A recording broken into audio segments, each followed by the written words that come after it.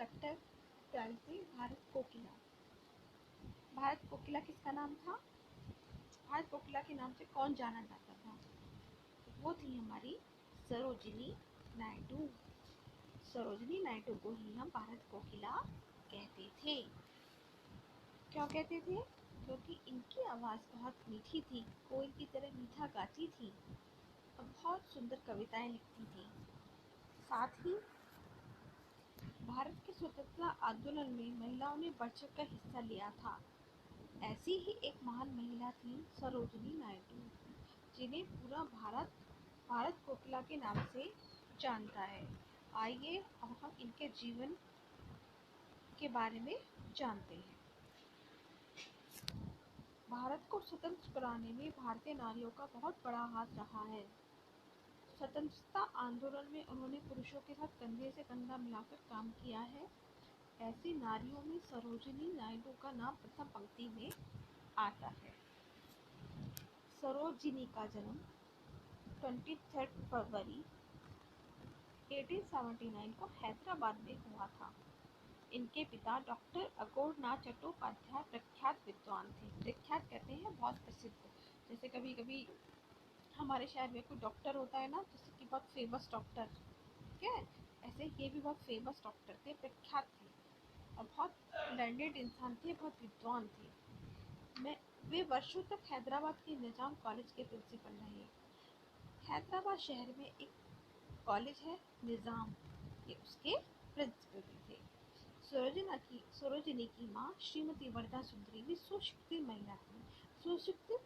सुशिक्षित कहते हैं बेटा पढ़ा लिखा होना, तो वो पढ़ी लिखी महिला थी।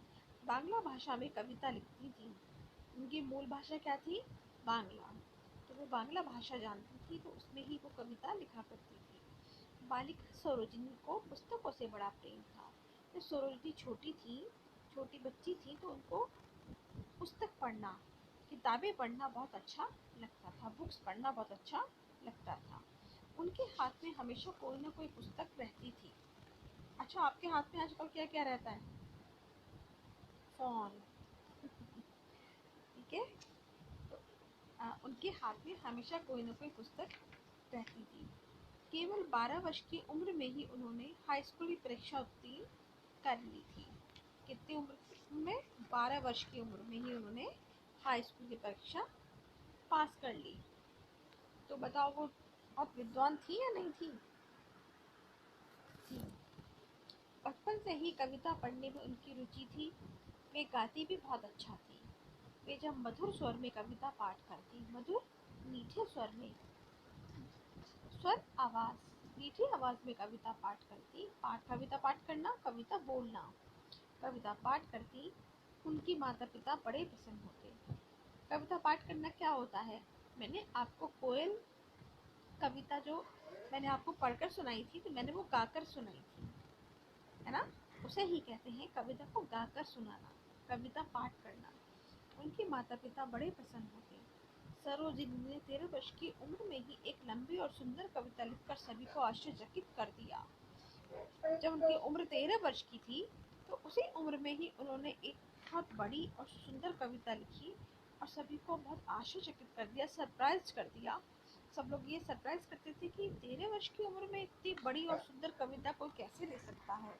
सभी ने इसी बालिका की प्रतिभा की बड़ी प्रशंसा की। हैदराबाद के निजाम उनकी प्रतिभा से इतने प्रभावित हुए कि उन्होंने सरोजिनी को छात्रवृत्ति देकर पढ़ने के साथ इंग्लैंड भेज दिया। जो हैदराबाद के निजाम थे, वो उनकी इतनी सुंदर कविता पढ़कर, देखकर और उनकी प्रतिभा की, भाई उनके अंदर इतनी प्रतिभा है, इतनी एबिलिटी है कि उन्होंने 12 वर्ष की उम्र में ही 12वीं क्लास को पास कर लिया, 12th क्लियर कर लिया उन्होंने, है ना? तो ये एक आश्चर्य की बात तो होती ही है। तो सभी ने इस बालिका की प्रतिभा की बड़ी प्रशंसा की।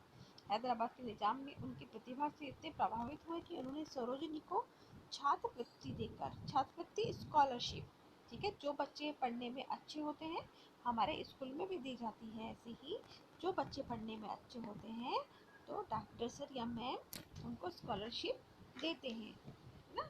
पढ़ने के लिए इंग्लैंड भेज दिया। इनमें इंग्लैंड में अपनी पढ़ाई के साथ साथ सरोजनी अंग्रेजी में कविताएं भी लिखती रही। वो हिंदी भाषा के साथ बांग्ला के साथ साथ वो किसमें और कविता लिखती थी, वो अंग्रेजी में भी कविताएं लिखती थी। लोग उनकी कविताओं से बड़े प्रभावित हुए। इंग्लैंड से लौटने पर सरोजनी ने गोविंदराजुलु नायडू से शादी कर ली। उनके पति का नाम क्या था, गोविंदराजुलु नायडू, जिनकी शादी हो गई जब वो इंग्लैंड से लौटकर आई। उन दिनों सारे देश में स्वतंत्र आंदोलन छेड़ा हुआ था। क्या स्वतंत्रता आंदोलन? आज़ादी के लिए। हमारे देश अंग्रेजों से मुक्त नहीं हुआ था तब तक, तो वो आंदोलन छुड़ा हुआ था स्वतंत्रता के लिए। भला सरोजनी कैसे पीछे के रहती, वे भी स्वतंत्रता आंदोलन में कूद पड़ी।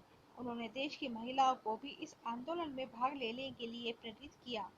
उन्होंने अपने साथ साथ और भी महिलाओं को कहा कि आप भी इस आंदोलन में भाग लीजिए और अपने देश को स्वतंत्रता से मुक्त कराने में हमारी सहायता कीजिए। 1930 में महात्मा गांधी ने एक आंदोलन नमक सत्य प्रारंभ किया। कौन सा सत्याग्रह, कौन सा आंदोलन? नमक सत्याग्रह। जिस समय अन्य कई बड़े बड़े नेताओं को अंग्रेजों ने जेलों में बंद कर दिया, उस समय सरोजिनी नायडू ने बड़ी कुशलता से नमक सत्याग्रह का आंदोलन का नेतृत्व किया। जैसे कि आप सब खेलते हैं तो एक बच्चा ऐसा होता है जो सबको गाइड करता है कि आपको ऐसे करना है, आपको ऐसे करना है, आपको यहाँ नहीं जाना है, आपको वहाँ नहीं झुकना है। तो ऐसे ही सरोजिनी नायडू जो थे, वो जो नेता होता है, हमारे ग्रुप का जो नेता होता है, उसे ही हम कहते हैं वो हमारा नेतृत्व करता है।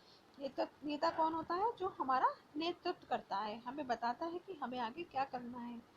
तो सरोजिनी नायडू ने बड़ी कुशलता से नमक सत्याग्रह आंदोलन का नेतृत्व किया।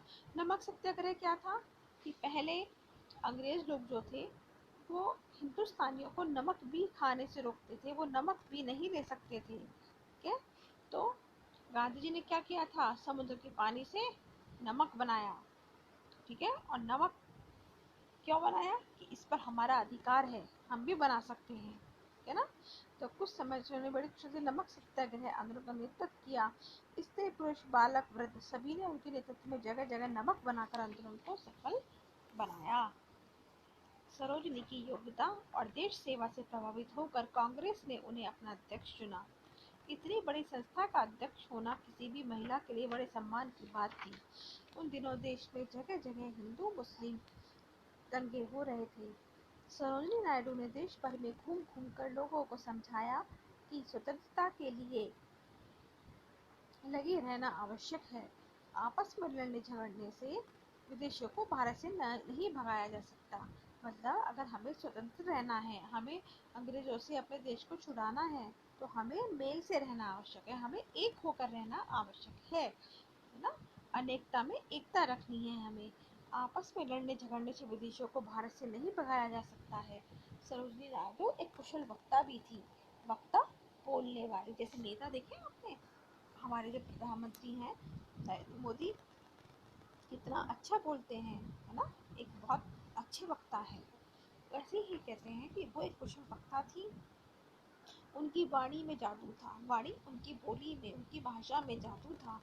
जहाँ कहीं भी भाषण देने जाती, वे वहाँ लोगों की भीड़ उमड़ पड़ती थी। अमेरिका और अफ्रीका भी गईं। वहाँ उन्होंने लोगों को भारत में हो रहे स्वतंत्रता आंदोलन के विषय में बताया। कहाँ? अमेरिका और अफ्रीका भी गईं। वहाँ पर जो भारतीय लोग रहते थे अमेरिका और अफ्रीका में, वहाँ पर भी उन्होंने उन भारतीयों को भारत में हो रहे इस आंदोलन के बारे में बताया। लोग उनके भाषणों से बहुत प्रभावित हुए। सरोजिनी नायडू को कई बार जेल भी जाना पड़ा। बार बार जेल, अंग्रेजों को जब वो विरोध करती थी तो अंग्रेजों ने उनको कई बार जेल में डाल दिया। बार बार जेल जाने से उनका स्वास्थ्य खराब हो गया, फिर भी वे उत्साह से देश सेवा में लगी रही। जब देश स्वतंत्र हुआ तब सरोजिनी नायडू को उत्तर प्रदेश का राज्यपाल बनाया गया। वो जी जान से बीमार होने के बावजूद भी वे उसी उत्साह से देश की सेवा में लगी रही, देश को आज़ाद कराने में लगी रही। लेकिन और उसका परिणाम ये हुआ कि हमारा देश स्वतंत्र हो गया। तब सरोजिनी नायडू को उत्तर प्रदेश का राज्यपाल बनाया गया। स्वतंत्र भारत की पहली महिला राज्यपाल थी। वो कौन थी? स्वतंत्र भारत की, जब हमारा देश स्वतंत्र हुआ तो उसके बाद सबसे पहला राज्यपाल कौन बना? महिला राज्यपाल सरोजिनी नायडू, है ना। उसके अंदर कोई ना कोई बात तो थी ना उनके अंदर कि उनको स्वतंत्र भारत का पहला महिला राज्यपाल बनाया गया, जबकि कितने लोग थे स्वतंत्र भारत को स्वतंत्र कराने में। इसीलिए उनका नाम बहुत अच्छे से लिया जाता है, बहुत ही इज्जत से लिया जाता है।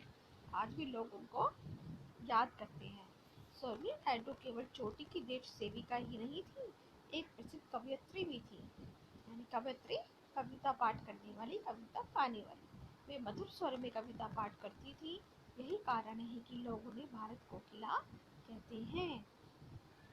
देश सेविका ही नहीं थी, देश की सेवा करने वाली वो यही नहीं थी, वो एक प्रसिद्ध कवयित्री भी थी। ये तो बचपन में ही उनको बहुत शौक था, ये तो हमने शुरू में ही पढ़ लिया था कि वो बचपन से कविता लिखती आई थी। वे मधुर स्वर में कविता पाठ करती थी, बहुत मीठा गाती थी। मैंने आपको जो कोयल कविता गाकर सुनाई थी ना, मैं भी चाहती हूँ आप सारी कविताओं को ऐसे ही मीठे स्वर में बोला करो ना। अच्छा लगता है उसको ऐसे बोलना, आपको भी बहुत अच्छा लगेगा।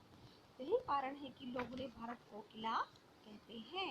आई होप आपको ये सब समझ में आया होगा कि हमारे देश की, इसमें हमने कई बातें सीखी कि भारत कोकिला किसे कहते हैं, सरोजिनी नायडू को, है ना। और स्वतंत्र भारत की पहली महिला राज्यपाल कौन थी, सरोजिनी नायडू ना। तो ये 2-3 बातें आपको अच्छे से याद हो गई होंगी। Thank you.